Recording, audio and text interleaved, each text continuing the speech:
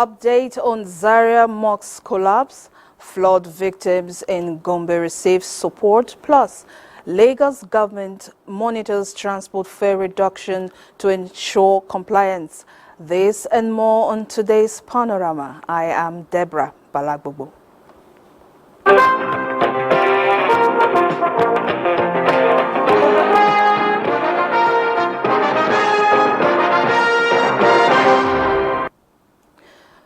We begin with an update on the collapsed portion of Zaria Central Mosque that occurred yesterday when Muslims were observing Asr prayer that has led to death and casualties. We join Dauda Mohammed in Zaria. Hello, Dauda. What is the situation, the latest situation now?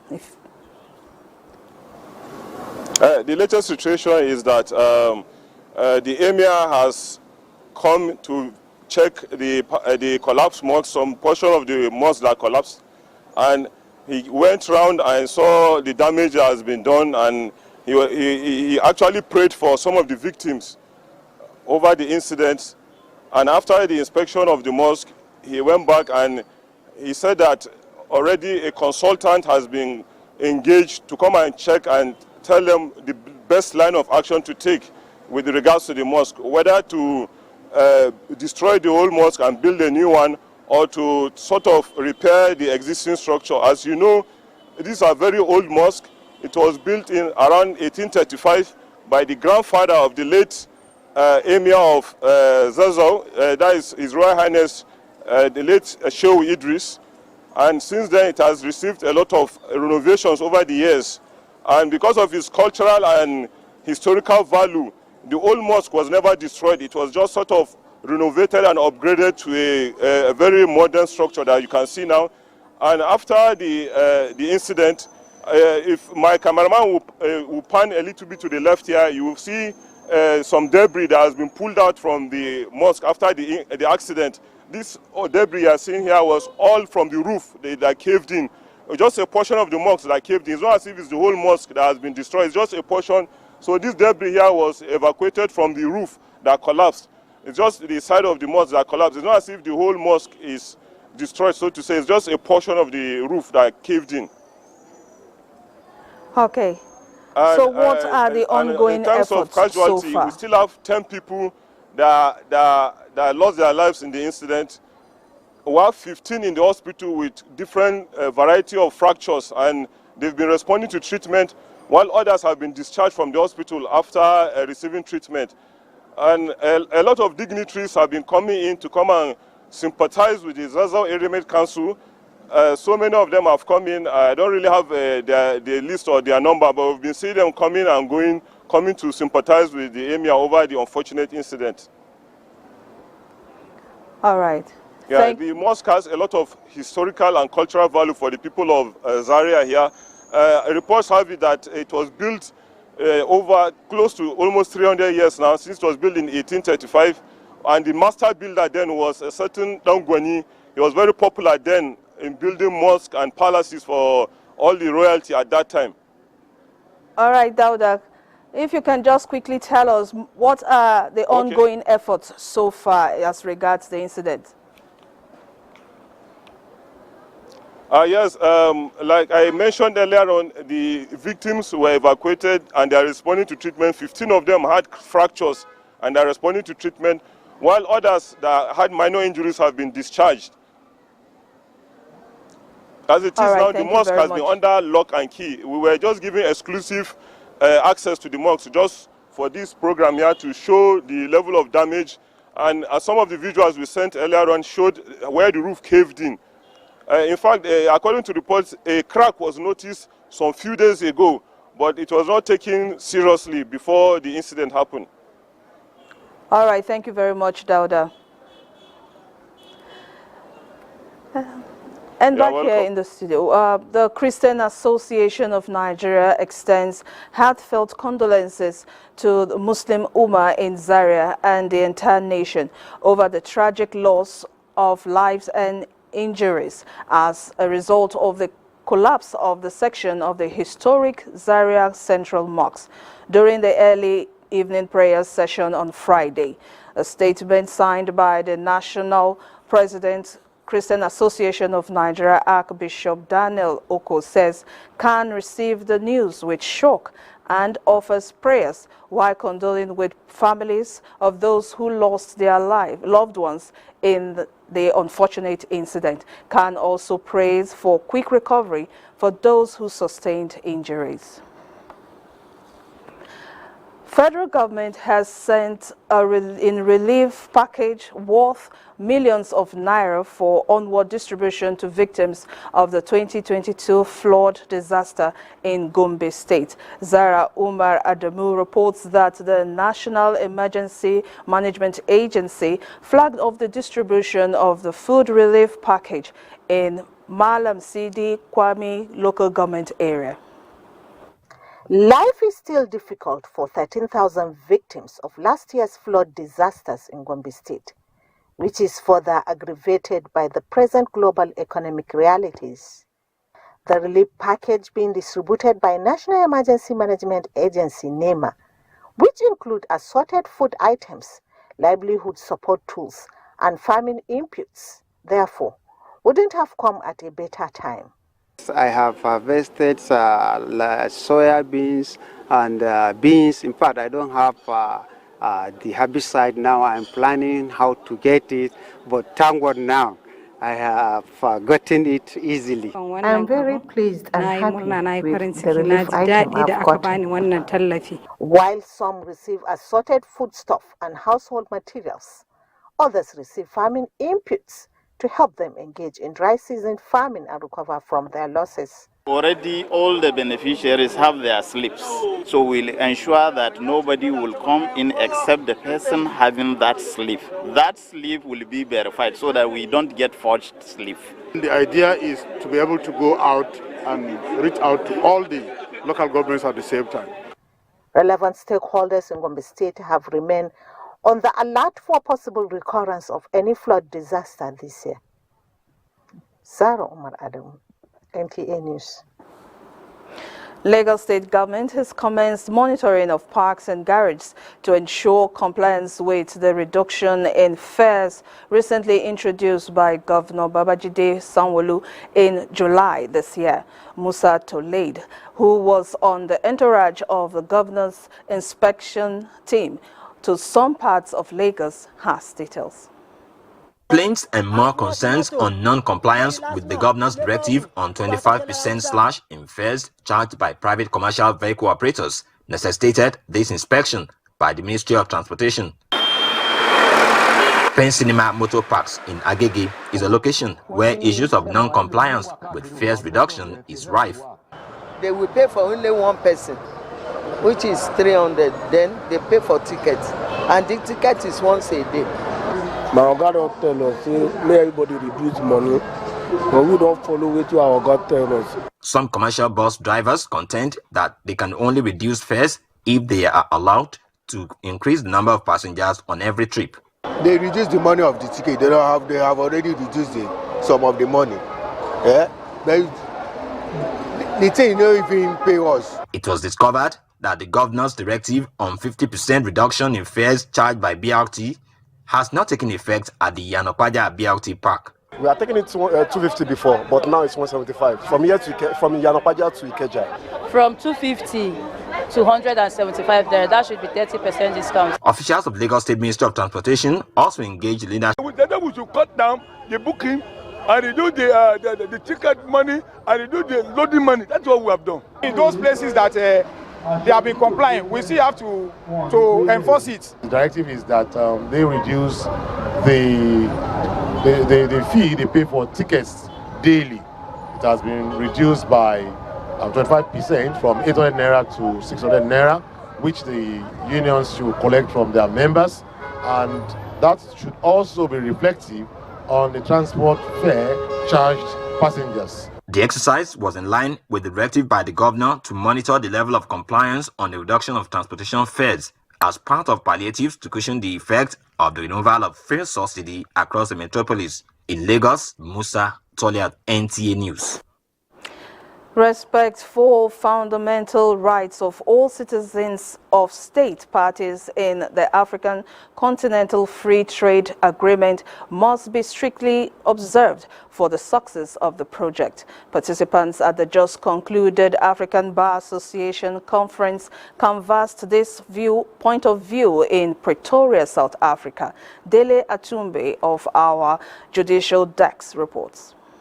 Law plays a pivotal role in the regulation of human interactions in order to ensure peaceful coexistence in this society. The observance of the rights of the people who will be interfacing in the course of the implementation of the African Single Market reverberates at the 2023 African Bar Association Conference. Participants canvass strong respect for the fundamental rights of all the people that will be participating in the project. The conference places premium on observance of the rights of the entire workforce in the continental single market. Respect for the fundamental rights of all parties in the African Continental Free Trade Agreement will place the project on a better pedestal in the world market. For the African Continental Free Trade Agreement to work, there has to be a conducive condition for freedom of association, freedom of expression, freedom of assembly, and so on and so forth. And a crisis situation, a conflict situation will certainly not allow these things to work. And talking about military interventions and coups and its effect on after, business is better done in a secure, sedate environment. And definitely coups are an antidote to security. When a military government takes place, what happens first of all is that you could probably disclaim all the agreements the previous governments has entered into, and there will be no respect for that agreement. And also military governments are non-consultative. They are totalitarian and arbitrary. No matter how much of a strong man a military head of state thinks he is, his government is ultimately fragile and unstable. Unstable because it becomes an everybody's game. How long is this government going to be there? When are we going to have the next military coup that's going to take this government out of place? And when it's taken out of place, what will be the fate of those agreements that we have signed with them? So all this pulls together creates an atmosphere of uncertainty and insecurity, which will make it impossible or more difficult for agreements like the African Continental Free Trade Agreement to be fully implemented. The conference is of the view that African Union should evolve continental airline to facilitate transportation among state parties. The participants call for political will to mainstream the African continental single market and currency. From Pretoria, Dele Atumbi, NTA News. Well, it's time to take some messages after the break. Panorama continues from our Makurdi Network Center. This day. The counsel of our fathers. I will urge and advise our younger generation to use talent and brain to sort out problems, not arms. Nigerian youths, let's build our nation. My advice to these young people is please do not take us back to those harrowing days. You probably do not know what it is. I believe we have fought one civil war too many in this country. So those who experience it will run away from it. Nigerian youths, let's build our nation together.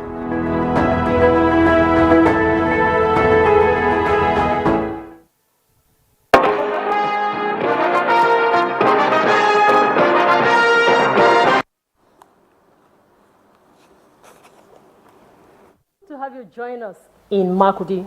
Governor Hyacinth Alia says Benue State is poised to ensure that concrete measures are put in place to bring lasting peace to the boundary dispute between border communities of Ije-Guyache in Cross River State and Baya in Benue State. Governor Alia said this during an interstate boundary peace meeting he held with his Cross River counterpart, Governor Basi Otu, at Ije-Guyache in Yala local government area of Cross River State.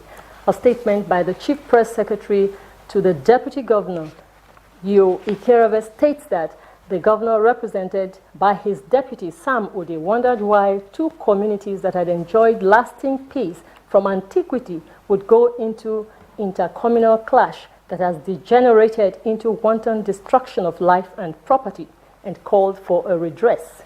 He commiserated with the family of the victim who lost his life during the crisis and stressed the need to station security personnel around the affected border communities to safeguard the lives and property of the people. Governor Basi Otu of Cross River State, represented by his deputy Peter Udi, thanked the Benue State government for his swift response to the peace meeting. The peace meeting had in attendance some top government functionaries and security officials from both states. Including the youth in governance as well as empowerment through skills acquisition has been highlighted as some measures of tackling the many challenges facing the youths in the country. Simbiat Agbaji in this report takes a look at some of these challenges and possible solutions as the world commemorates Youth Day. Nigeria, being the most populous country in Africa, has one of the fastest rates of population growth globally. The size and youthfulness of its population could be an economic asset if its potentials are properly harnessed. However, the youth are face to face with various challenges, thereby making them a burden to the society. During the election, is the same youth will go out campaigning for the votes for their representative. After the election, the youth will be dumped. The youths are just like hoes. You use them during farming season. At the end of the day, they will be dumped till next farming season comes. So I'm urging the state and the government at large to take cognizance of these youth and employ them to reduce the rate of unemployment and the rate of insecurity. They are facing the challenges of sponsorship. That is who to sponsor them, because there are several of them that are looking for who to help them to be educated. And even the ones that are educated, after the education, they find it difficult to get jobs.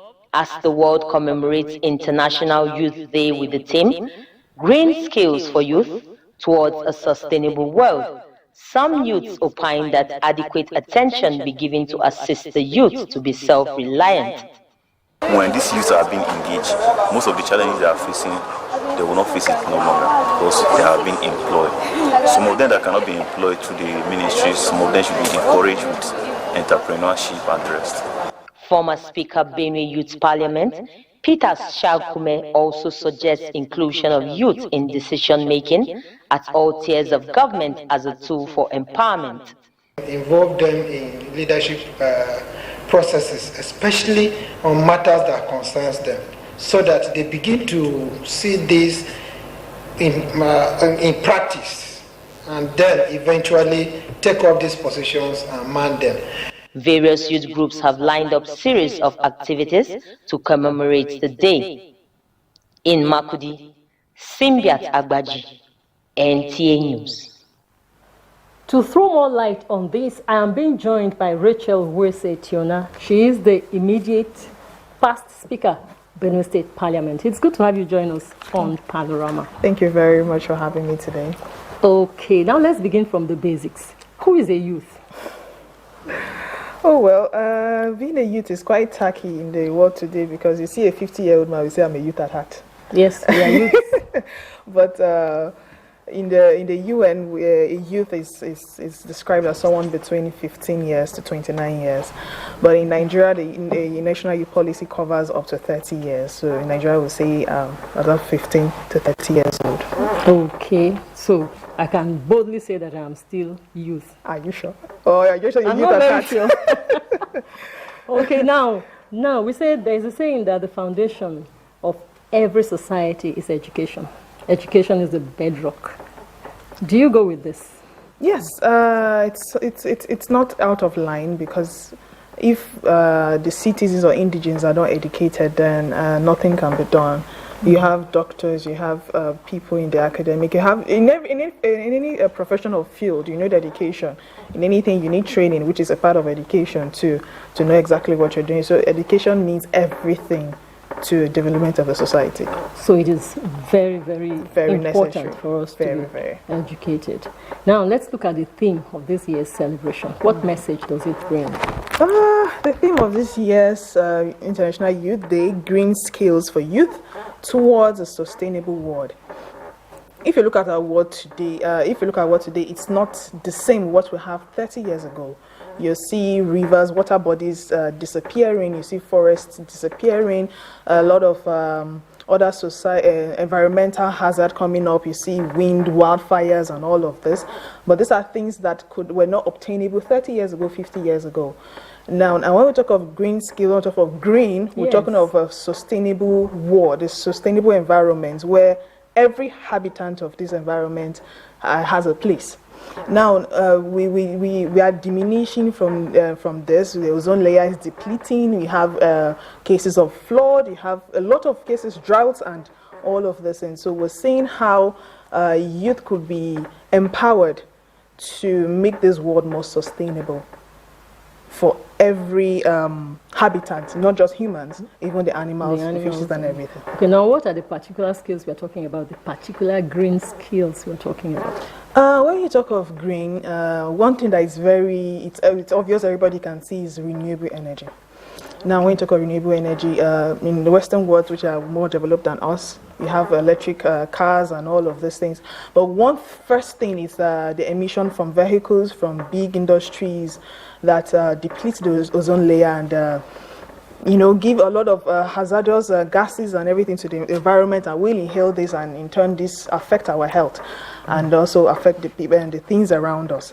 Now, renewable energy is one aspect that if individuals and the government key into, we can address this issue of depleting ozone layers and the diminution of the world in general. We have a lot of them, resource management, a lot of these issues. We're talking about going natural. Yeah, going natural as possible. Even the food we eat. Yes. If you look at the fertilizers, and the chemicals, they have the side effect on the society, but because of the yield and all of that. So can we go back and look at how we can use organic materials to be able to improve our lives and improve our world? Okay, that's very interesting. Now, you talked about a few challenges. Now, what are the particular challenges that the present-day youth is facing?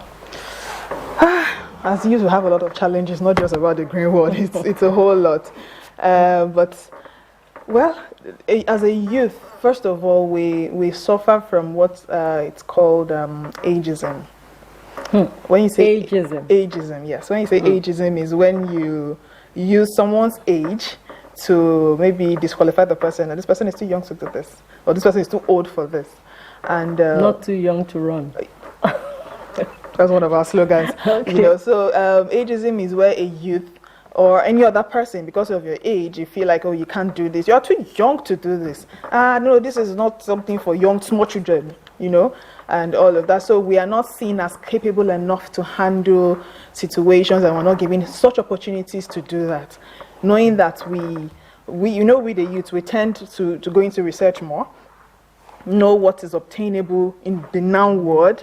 What was used 30 years ago is not the same strategies that are used today. And we know this thing. We are the ones that are the Gen Zs and the millennials, and we use the social media, and we get all of these things. So I think the youth of today, he or she is equipped enough to take up responsibilities, but because we are young people, we feel like we don't have the experience, or and it's too young, don't worry. Your mates, when they're not next to come, you will do that, and all of these things. So opportunities are not given to us in any field at all. It's not just in governance, in anywhere. You say you're a younger person, but we hope that will change over time. So we hope that ageism will change over time. Very well. Okay. Now, over the years, there have been youth summits, youth programs. And what's the assessment of the impact of these programs? Have they been able to impact the youths positively? Yeah, I would say yes, even though we have not gone to where we want to be. As earlier on mentioned, the Not Too Young to Run bill, that bill was, we pursued that bill for years before it got into it, and it was passed as a law.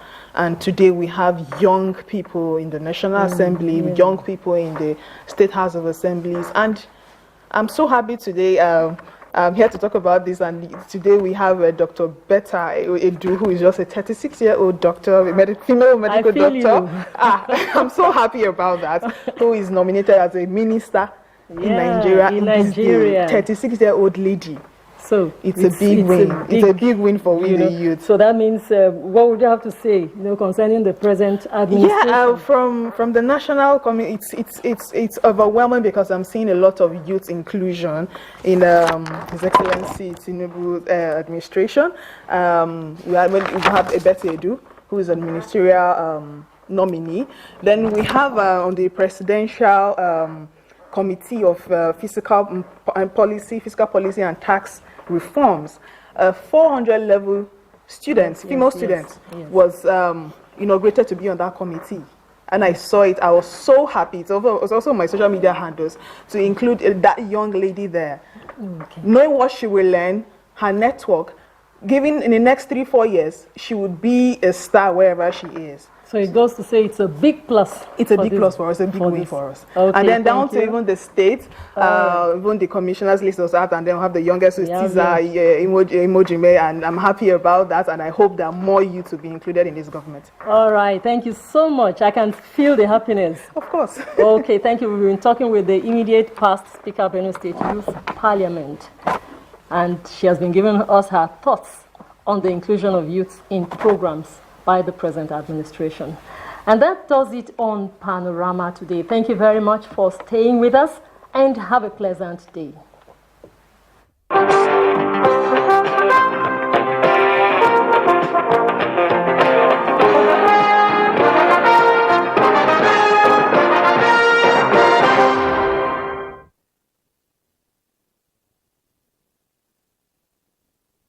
Hours a day, 7 days a week.